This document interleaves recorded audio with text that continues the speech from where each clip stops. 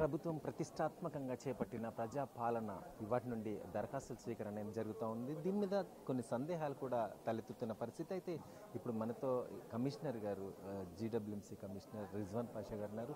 ఆయన అడిగి తెలుసుకుందాం. సార్, దీని ప్రాసెస్ ఏంటి? అసలు కొన్ని సమస్యలు, కొన్ని సందేహాలు అనేటి ప్రజలకు వస్తున్నాయి.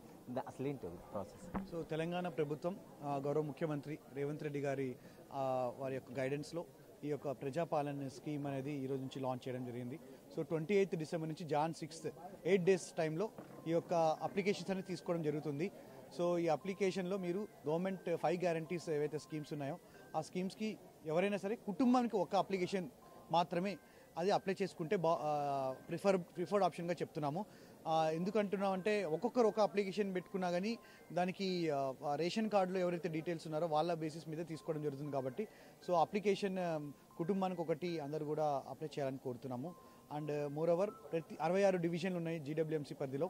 సో 66 డివిజన్లలో కూడా 10 కౌంటర్స్ ప్రతి డివిజన్లో కూడా పెట్టడం జరిగింది. సో ఈ 8 డేస్ కూడా ఉంటాయి. ప్రజలందరూ కూడా వరి అవ్వాల్సిన అవసరం లేదు.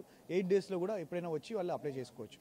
సరే, వల్ల రేషన్ కార్డు లేని వాళ్ళ పరిస్థితి అగమ్య గోచరంగా ఉంది. అందరూ ఆందోళన చెందుతున్నారు. మా పరిస్థితి ఏంటని చెప్పి వారికి ఎలాంటి మార్గం చూపిస్తారు?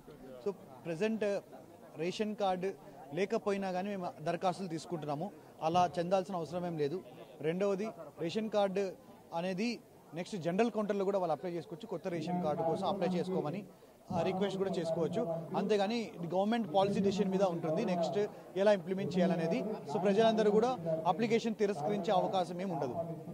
వ్యవసాయ భూమి పల్లెల్లో ఉంటుంది, పట్టణాల్లో నివసిస్తున్న వారికి ఆధార్ కార్డు కానీ రేషన్ కార్డు కానీ ఉన్నాయి. వాళ్ళ పరిస్థితి ఏంటి? మరి అక్కడ భూమిని ఎలా వాళ్ళు చేసుకోవాలి? మీరు అప్లికేషన్ ఒకసారి క్షుణ్ణంగా పరిశీలిస్తే దరఖాస్తుదారుని పేరు, అప్లికెంట్ నేమ్ ఉంటుంది. దానిలో ల్యాండ్ అనేది యజమాని పేరు అనేమీ లేదు.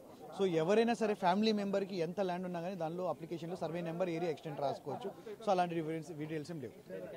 అప్లికేషన్ ఫామ్స్ దొరకట్లేవు అని చెప్పేసి అని చెప్తున్నారు. దాన్ని ఏం చేస్తే బాగుంటుంది? ఫామ్స్ గురించి ఎక్కడ షార్టేజ్ లేదు, ఉండదు. 6వ తారీఖు వరకు ఉన్నది. తొందర అత్యవసరం ఉన్న వాళ్ళు ఉంటే జిరాక్స్ తీసుకోండి, లేదు అంటే మేము తప్పకుండా సప్లై చేస్తున్నాం. తొందరపాటు గంటన్నరైంది ఓపెన్ అయ్యి. ఈయన ఇచ్చిన వాళ్ళని తొందర పెట్టకండి దయచేసి. ప్రశాంతంగా ఉండండి. 6వ తారీఖు వరకు ఇస్తూనే ఉంటాము. అధికారులు కూడా ఇవాళ అందరూ కూర్చొని దాని మీద వీలైన కాడికి ప్రతి డివిజన్ కింద అని వాళ్ళు ఇవ్వటం జరుగుతున్నది. ఇవాళ మీరు ఇంతకుముందు సభ లోపల ఒక సమస్య తలెత్తింది. రేషన్ కార్డు లేని వాళ్ళ మేము అందరం ఎట్టుకోవాలి, ఏం చేయాలని చెప్పేసి చెప్పినాం కదా. రేషన్ కార్డు లేని వాళ్ళకు ప్రత్యేక కౌంటర్ అక్కడ ఉన్నది, అప్లై చేసుకోవచ్చు. దాని మీద విచారించి దాని నిర్ణయం తీసుకుంటామని చెప్తున్నాను. దానికోసం సపరేట్ కౌంటర్ కూడా పెట్టారు.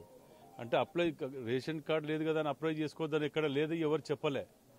అదేమైనా చెప్తే కొందరు వాళ్ళు వీళ్ళు చెప్తుంటారు కానీ దాన్ని నమ్మకండి.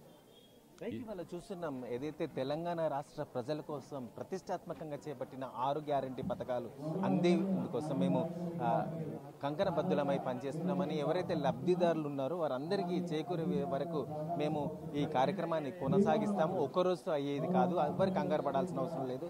అయితే ఇవాళ ఫామ్ అందకపోతే దాన్ని జీరాక్స్ అయినా వాడుకోవచ్చు, కానీ దానికి కంగారు పడాల్సింది ఏమీ లేదు అని చెప్పి ఇవాళ అధికారులు కానీ ఇటు ఎమ్మెల్యే గారు కానీ చెప్తున్న పరిస్థితి.